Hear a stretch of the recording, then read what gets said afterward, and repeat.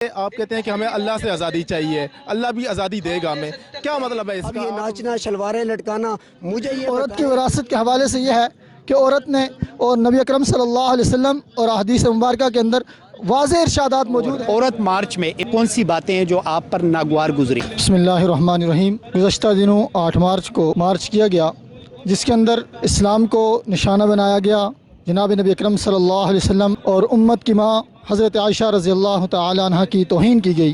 اس حوالے سے آج ہم نے احتجاج کی کال دی اور مسلم طلباء محاذ MSO کی قیادت اور دیگر تنظیمیں، طلباء تنظیمیں اس کے اندر موجود ہیں۔ جو اسلام نے عورت کو حقوق دیے ہیں، اسلام نے عورت کو جینے کا حق دیا ہے، وہ معاشرہ تھا جب اسلام نہیں آیا تھا، اس وقت ان عورت کو زندہ درگور کر دیا جاتا تھا۔ اس معاشرے کے اندر عورت نام کی چیز کو عیب سمجھا جاتا تھا۔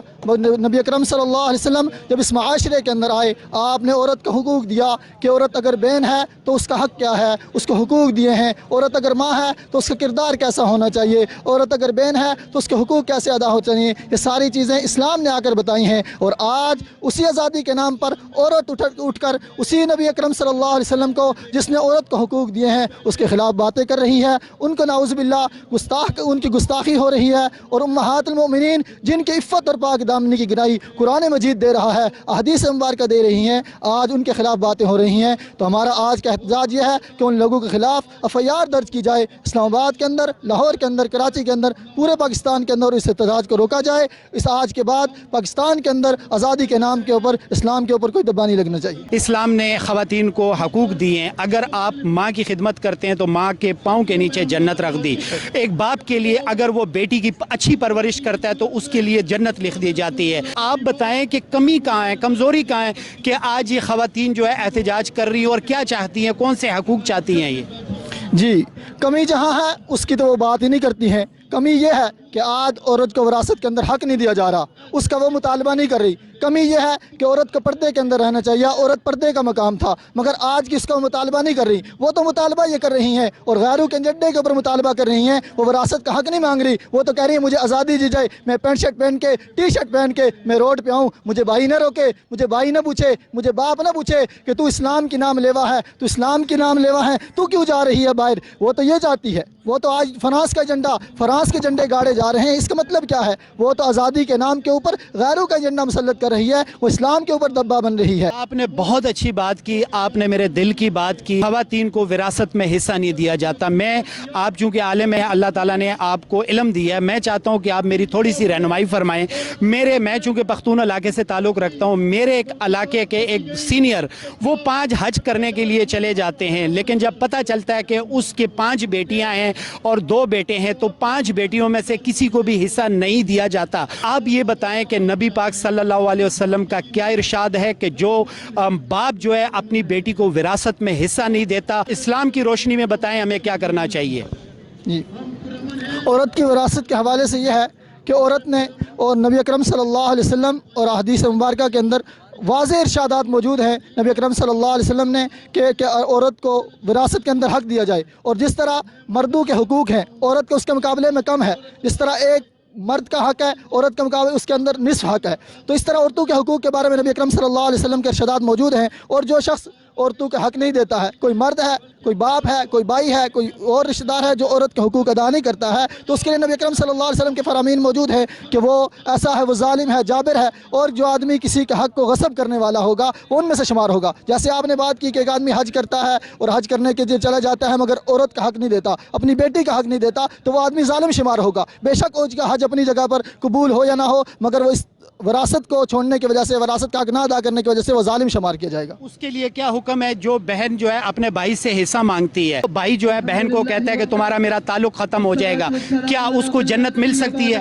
نہیں، نبی اکرم صلی اللہ علیہ وسلم کی فرامین کے اندر یہ موجود ہے کہ جو شخص کسی بھی عورت کا حق، یعنی اگر بھائی اپنی بہن کا حق نہیں دیتا ہے تو وہ بھی ظالم شمار ہوتا ہے۔ اور اس کے لیے جو آدمی کسی کی ایک بالش زمین، ایک بالش، نبی اکرم صلی اللہ علیہ وسلم کا فرمان ہے جو کسی کے ایک بالش زمین ٹکڑا غصب کرے گا وہ کل اس کے گلے کے اندر توک ڈال کر بنایا جائے گا۔ اور عورت کا حق تو اس سے بہت زیادہ ہوتا ہے، بہن کا حق تو اس سے بہت زیادہ ہوتا ہے، کل وہ گلے کے اندر توک بنا کر اس کے ڈالا جائے گا کہ جس طرح وہ اپنی بہن کا حق غصب کرے گا۔ سر بہت سارے لوگ جو ہے اس بات پر جان چھڑا لیتے ہیں کہ میری بہنیں جو ہے وہ بہت اچھی ہیں، وہ میرے سے حصہ نہیں مانگتی، ایسے شخص کے لیے کیا حکم ہے؟ जो शख्स ऐसा करे कि मेरा बहन मुझसे हक नहीं मांगती है, हक मांगना ज़रूरी नहीं है, बहन को हक दे दिया जाए, वो अगर वापस भाई को कर दे, वो गिफ्ट कर दे, अतिया कर दे तो अलग चीज़ है, मगर बहन को हक मानने के बाद देना ज़रूरी नहीं है, बल्कि मांगने से पहले देना चाहिए। माशाल्लाह इनसे हमने बात की। हम यहाँ अपारा चौक पर मौजूद हैं। आप सब जानते हैं कि गुज़श्ता रोज़ जो है ख़वातीन की तरफ से आज़ादी मार्च किया गया। वो किस तरह आज़ादी चाहती हैं। हमारे मुआशरे में इस तरह की आज़ादी की जो है कोई भी मुसलमान जो है वो इजाज़त नहीं दे सकता। जो उनके नारे हैं कि मेरा जिस्म मेरी मर्ज़ी, बल्कि एज़ ए बिंग मुस्लिम हम ये कहते हैं कि मेरा जिस्म अल्लाह की मर्ज़ी। तो हम सबको जो है इस तरह के धरनों की मुखालफत करनी चाहिए। हमारे घर की बेटी, हमारी माँ, हमारी बहन जो है इस तरह के आज़ादी उसको नहीं चाहिए। हमारी माँ, हमारी बहन को, जो हमारी बेटी को पर्दा चाहिए और पर्दे में जो है उसकी ज़रूरियात पूरी की जानी चाहिए। अगर ये ख़वातीन मार्च करती उन यतीम बेसहारा बच्चियों के लिए, उन ज़रूरतमंद बच्चियों के लिए, उन बच्चियों के लिए जहेज़ की रकम ना होने की वजह से घरों में मौजूद है, उनकी शादियाँ नहीं हो रही, अगर उनको उनके हकूक़ दिलाने के लिए, उनकी हेल्प करने के लिए अगर एहतजाज किया जाता तो पूरा पाकिस्तान की आवाम उनके साथ होती। वंस अगेन आपका बहुत शुक्रिया करते हैं। Thank you sir. बिस्मिल्लाहिर्रहमानिर्रहीम। मैं उर्दू यूनिवर्सिटी का स्टूडेंट हूँ। आज़ादी मार्च में जो औरतें शरीक हुई हैं एलीट क्लास की में, और मेरा उनसे कुछ क्वेश्चंस हैं। क्या आपके घर में जो खात्मा काम कर रही है, क्या आप उसके हकूक़ दे रहे हैं? क्या आप उसकी बच्ची की तालीम के अखराजात उठा रहे हैं? आप तो औरत की हकूक़ की बात कर रहे हैं ना, तो आपके घर में जो खात्मा काम कर रही है क्या आप उसके हकूक़ अदा कर रहे हैं? दूसरी बात है कि एक और क्वेश्चन है देखने वालों से कि इस्लामाबाद और लाहौर में फ्रांस का झंडा लहराने की वजह क्या है? आया किस मकसद के तहत, किस पर्पस के तहत आप लोग ये काम कर रहे हैं? आपको फंडिंग कौन दे रहा है? मेरा देखने वाले हर शख्स से यही क्वेश्चन है। और दूसरी बात यह है कि आप कहते हैं कि हमें अल्लाह से आज़ादी चाहिए, अल्लाह भी आज़ादी देगा हमें। क्या मतलब है इसका? आप मुसलमान हैं और आप किसके एजेंट पे काम कर रहे हैं? ये खुल के ज़रा हमें भी बताएं। आखिर हम भी देखना चाहते हैं और जानना चाहते हैं कि आखिर आपके पीछे कौन ऐसे शख्सियात हैं, कौन ऐसे लोग हैं जो आपको फंडिंग कर रहे हैं। उन्होंने खुदकुशियाँ की थी अपनी इज़्ज़त बचाने के लिए तकसीम के वक्त, हम क्या उनकी कुर्बानी को ज़ाया होने दें? तो मेरा सिर्फ आपसे इतना सा सवाल है कि क्या हम अकेले यहाँ पर खड़े हों और आप नहीं आएंगे? हम आपके मुंतज़िर हैं। पहली बात यह है कि यूरोप मार्च था ही नहीं, इसमें नीम मर्द नीम औरतें थी। और ये औरतों का मार्च तब होता कि जब हमारी 22 करोड़ औरतें यहाँ पे आती। यहाँ पे 2 एहतजाज हो रहे थे, उसमें बापर्दा भी थी और ये लोग गलीज़ औरतें भी थी। ठीक हो गया। अब इसको हम औरत मार्च इसलिए नहीं कहते हैं क्योंकि एक मुतालबा भी ऐसा नहीं था जो औरत के हुकूक़ के लिए था।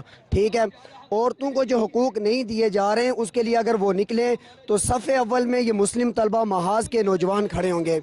लेकिन औरतों का नाम लेकर यहाँ पर यूरोप की कल्चर को हम करना, यहाँ पर देखिए हमारा मुल्क है, हमारे मुल्क के अंदर 100 गुनाह हैं। ठीक है, हमारे हुक्मरान करप्ट हैं, हमारे यहाँ पे शराब खाने आम है, हम सब कुछ है, लेकिन हमारे मुल्क के अंदर औरत महफूज है जो उनको बर्दाश्त नहीं हो रहा है। और वो औरत को भी वही यूरोपीय कल्चर में लाना चाह रहे हैं जो वहाँ पे आप देखते हैं कि वहाँ पे बेटी माँ बहन का कोई रिश्ता नहीं होता है।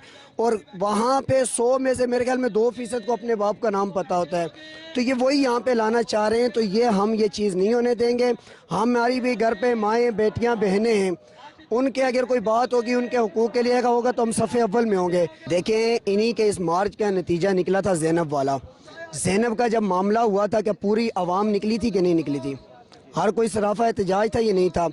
अभी भी अगर कहीं औरत को कुछ होता है तो हर आवाम निकलती है, तरीक़ेकार के साथ निकलती है। इंटरनेशनल वुमेन डे में सिर्फ इनने एहतजाज नहीं किया, इसी प्रेस क्लब के सामने मेरी बापर्दा बहनें भी निकली थी, उनने भी अपना एहतजाज रिकॉर्ड कराया। हम खुद उस एहतजाज में शरीक हुए, हम उनके ख़िलाफ़ नहीं निकले। वजह यह है कि अगर कोई इंसानी हकूक़ या हुकूक़ निस्वा के हवाले से निकले तो हम उनके शाना बिशाना करें। यह है कि मैं ये नहीं कह रहा हूँ कि हमारे मुल्क के अंदर इस्लामी कानून नाफिज हैं या हमारे मुल्क के अंदर औरतों को हकूक़ मिल रहे हैं, नहीं मिल रहे हैं, बल्कि हुकूक़ के लिए कोई एक तरीक़ेकार होता है। आप एहतजाज करें, पुरअमन एहतजाज करें, एक एहतजाज का तरीक़ेकार होता है। अब ये नाचना, शलवारें लटकाना, मुझे ये बताएं कि ये सारी चीज़ आपने भी वहाँ पे गए होंगे, आपने वीडियो बनाई होगी, क्या आपका ज़मीर गवारा करता है आपने घर वालों को दिखाई है वो सारी वीडियो?